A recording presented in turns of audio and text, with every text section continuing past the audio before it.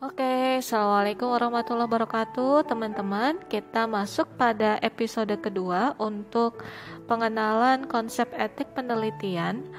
Yang berikutnya adalah hari ini kita akan berdiskusi mengenai standar peneliti yang merupakan dari tujuan pembelajaran yang kedua. Sebagai seorang peneliti, kita semuanya harus memiliki kode etik.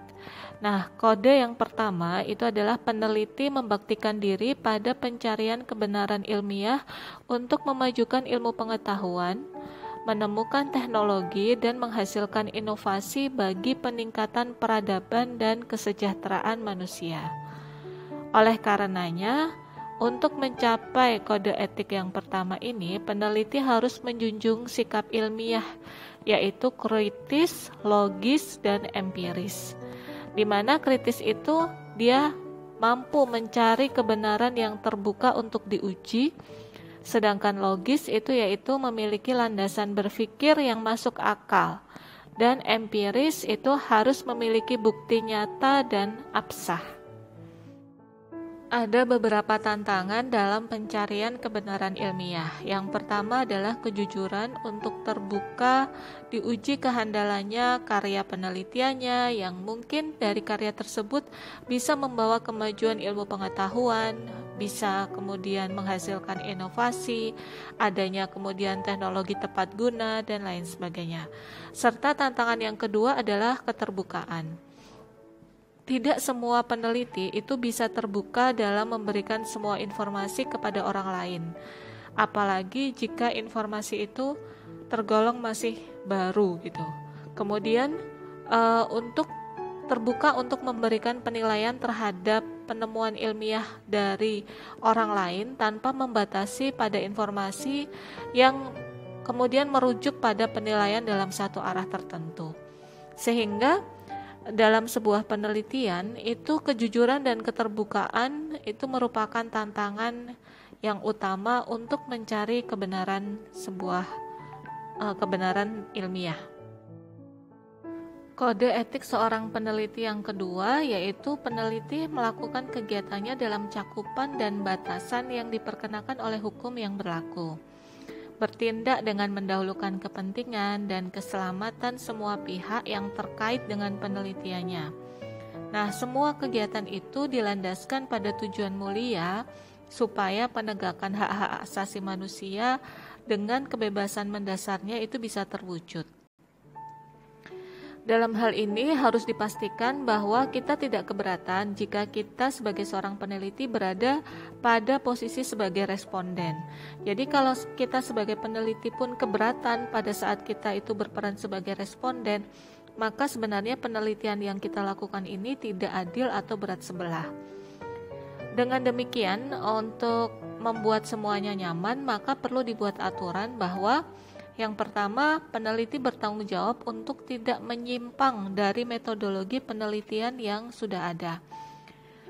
Harapannya, pelaksanaan penelitian ini tetap mengikuti metode ilmiah yang baku dengan semua perangkat pembenaran metode dan pembuktian hasil yang diperoleh.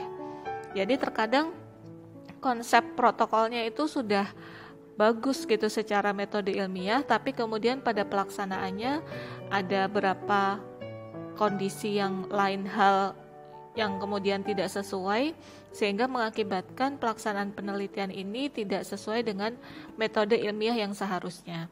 Nah, hal-hal seperti itu sebisa mungkin untuk bisa diminimalkan supaya kita tetap pada kerangka protap yang benar. Kode etik yang ketiga adalah peneliti mampu mengelola sumber daya keilmuan dengan penuh rasa tanggung jawab, terutama dalam pemanfaatannya serta mensyukuri nikmat anugerah yang tersedia sumber daya keilmuan baginya. Nah, dalam hal ini peneliti berbuat untuk melaksanakan penelitian dengan asas manfaat.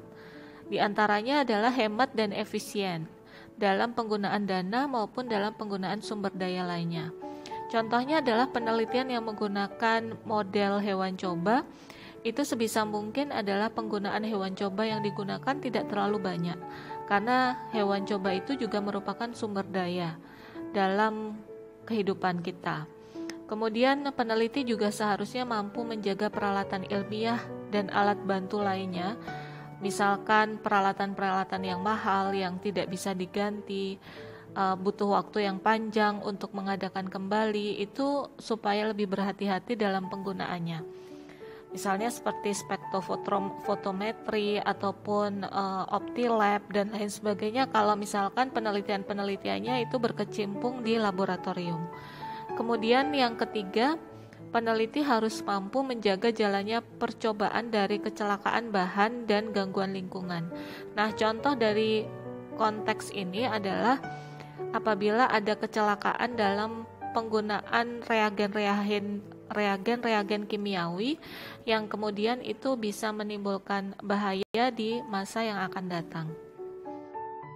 Berdasarkan ketiga kode etik yang telah kita paparkan tadi, maka standar profesional sebagai seorang peneliti yaitu seorang peneliti wajib untuk saling menghormati dan saling percaya antar sesama peneliti.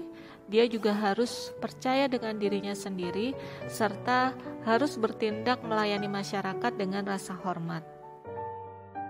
Untuk mencapai semua standarisasi dari kode etik yang sudah kita sebutkan tadi serta standar profesional sebagai seorang peneliti, maka kita harus memiliki standar etik bagi seorang peneliti baik sebelum, saat, dan setelah penelitian.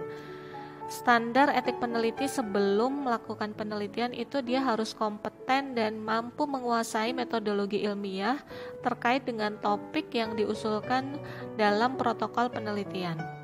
Dia harus mampu bertanggung jawab atas respondennya. Dia mampu memahami standar etika penelitian yang melibatkan subjek berupa manusia, kemudian mampu melakukan penilaian yang cermat mengenai resiko dan manfaat yang diberikan kepada subjek, serta apabila dilakukan penelitian pada hewan coba, maka harus melakukan pelakuan untuk pelaksanaan penelitian dengan tepat. Misalnya dalam pemberian anestesi, kemudian dalam melakukan pengeliminasian hewan coba, serta lainnya itu harus dikuasai dengan cermat dan benar. Saat melakukan penelitian, seorang peneliti juga harus memiliki standar etik. Nah, yang perlu diketahui adalah apabila seorang peneliti itu merupakan mahasiswa, maka tanggung jawab pengisian dan pengiriman aplikasi kajian etik penelitian itu berada pada pembimbing atau supervisornya. Sehingga sebisa mungkin seorang peneliti ketika memasukkan protokol etik itu sudah mendapatkan persetujuan dari dosen pembimbingnya, karena protokol dengan proposal itu berbeda. Jadi ketika seorang peneliti itu memasukkan protokol ke komisi etik itu tidak serupa dengan proposal. Nah, yang kedua adalah seorang peneliti itu harus mampu melaksanakan penelitian sesuai dengan persetujuan. Persetujuan yang digarisbawahi dalam hal ini adalah persetujuan yang paling akhir.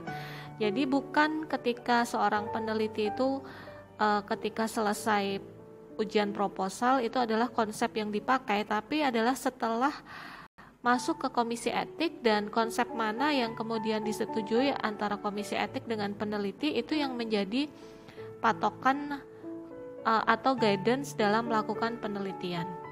Karena bisa jadi sebuah proposal penelitian ketika diujikan itu dia lolos seleksi, tetapi ketika masuk ke komisi etik mungkin dia akan ada perubahan terkait dengan pelaksanaan penelitian, pengambilan data ataupun yang lainnya yang sekiranya menurut pertimbangan dari komisi etik itu bisa menguntungkan serta tidak membahayakan baik bagi peneliti maupun bagi si subjek atau responden.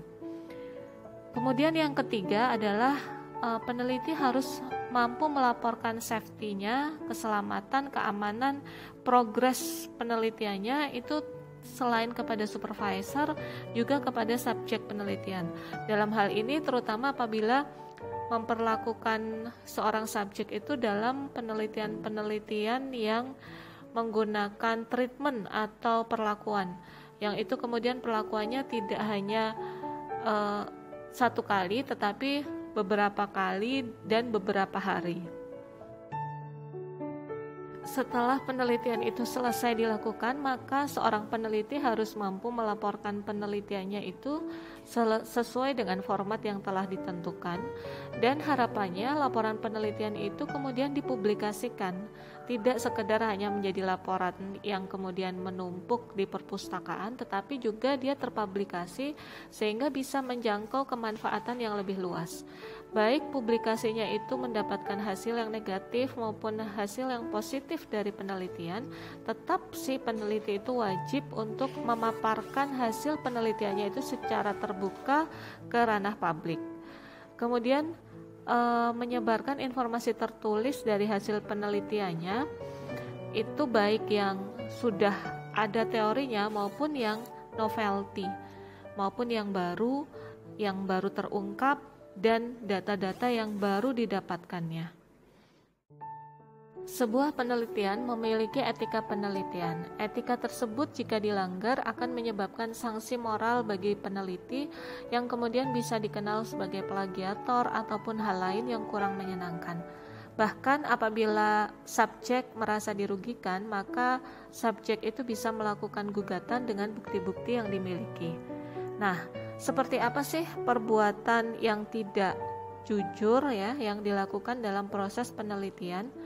Yang pertama adalah pemalsuan hasil atau fabrikasi. Fabrikasi merupakan penelitian yang dikarang-karang. Data fiktif kemudian diolah dengan alat penelitian sehingga merumuskan sesuatu. Mungkin kita berpikir tidak mungkin kita membuat fabrikasi, tapi tunggu dulu. Seandainya saja kita sedang melakukan pengambilan data kuesioner misalnya, datang pagi-pagi dengan semangat, kemudian satu demi satu subjek yang didatangi ternyata waktu yang diperhitungkan itu meleset. Nah, coba teman-teman membayangkan apabila harus mewawancarai 50 responden dalam sehari. Ternyata hingga pukul 3 sore itu baru bisa menyelesaikan 20 orang saja. Kemudian bisa saja teman-teman dibisiki oleh asisten penelitian yang kemudian bilang, oh ini kan respondennya sama aja di satu dusun dengan karakteristik yang sama, paling datanya ya itu saja. Nah, informasi seperti itu kemudian menjadi salah satu godaan bagi teman-teman untuk melakukan fabrikasi, meskipun hal itu mungkin tidak 100% menjadi fabrikasi dalam hasil penelitian yang teman-teman lakukan. Di sini teman-teman harus menyadari bahwa data sampel yang telah ditentukan itu harus sesuai dengan kaidah yang tertulis, di mana variasi data itu penting meskipun hanya sedikit yang berbeda. Lalu jika data tersebut merupakan data sampel yang teman-teman karang, maka sebenarnya data itu dibuat untuk mewakili siapa? Itu kan menjadi pertanyaan mendasar bagi kita. Sehingga pertanyaan tersebut bisa menjadi pagar bagi kita supaya tidak terjerumus dalam fabrikasi sekecil apapun itu. Nah, upaya untuk menghindari fabrikasi salah satunya adalah dengan membuat logbook. Logbook itu adalah catatan harian dalam kegiatan penelitian yang bisa digunakan sebagai bukti bahwa sebenarnya kita tidak melakukan fabrikasi. Di dalam logbook itu biasanya berisi kegiatan dan output yang telah dilakukan termasuk bukti, foto atau dokumen, sehingga kegiatan yang kita lakukan dapat dimaklumi secara wajar. Kemudian yang kedua itu adalah falsifikasi. Falsifikasi atau pemalsuan data. Setelah mengumpulkan data yang benar, saat mengolah data berhati-hati dengan falsifikasi. Falsifikasi itu merupakan aktivitas memalsukan dengan mengubah atau melaporkan yang salah, termasuk membuang data yang bertentangan untuk mengubah hasil. Misalkan data yang kita dapatkan dalam penelitian itu bertentangan dengan teori, sehingga membuat kita pusing dalam melakukan pembahasan. Kemudian teman-teman tergoda untuk memalsukan data tersebut supaya hasilnya itu sinkron dengan teori. Nah, hal-hal seperti itu seharusnya dihentikan. Yang ketiga adalah plagiarisme. Plagiarisme ini paling familiar ketimbang perbuatan tercela yang lainnya, yang sebelumnya. Mengutip pertanyaan peneliti lain memang tidak dilarang, namun hal itu memiliki aturan, yaitu memberinya penghargaan dengan mencantumkan sumber dari pernyataan tersebut. Jangan takut jika teman-teman hanya terkesan mencomot-comot pernyataan orang lain dan menggabungkan dalam satu tulisan. Hal itu sebenarnya masih normal apabila sesuai dengan koridor yang ada. Justru ide atau tulisan yang teman-teman tambahkan tersebut akan menjadi kuat. Nah, jenis tulisan yang memuat berbagai macam pandangan peneliti biasanya ditulis dalam sebuah review. Pelanggaran ilmiah yang lainnya yaitu exploitation. Exploitation itu adalah pemerasan tenaga peneliti dan pembantu peneliti atau asisten penelitian. Contohnya misalkan peneliti senior itu memeras tenaga dari peneliti junior dan pembantu penelitian atau asisten untuk mencari keuntungan, kepentingan pribadi, mencari dan atau memperoleh pengakuan atas hasil kerja pihak lain. Contohnya misalkan seorang dosen itu mendapatkan hibah penelitian, kemudian penelitian tersebut itu di breakdown ke mahasiswa yang kemudian mahasiswa itu yang mengerjakan seluruhnya, tetapi kemudian pengakuan akan karya tersebut itu atas nama karya dosen yang bersangkutan. Nah, tindakan-tindakan seperti itu merupakan salah satu tindakan eksploitasi. Pelanggaran yang kelima itu adalah injustice atau perbuatan yang tidak adil sesama peneliti dalam pemberian hak kepengarangan dengan cara tidak mencantumkan nama autor dan atau salah mencantumkan urutan nama autor sesuai dengan sumbangan intelektual seorang peneliti. Nah, hal ini biasanya terjadi pada saat kita publikasi dari hasil penelitian yang telah dilakukan. Jadi pemberian nama autor itu sangat penting gitu ya, sesuai dengan tingkat dia memberikan partisipasi dalam kegiatan penelitian. Peneliti juga melakukan perbuatan tidak adil dengan mempublikasikan data dan atau hasil penelitian tanpa izin lembaga penyandang dana penelitian atau menyimpang dari konvensi yang disepakati.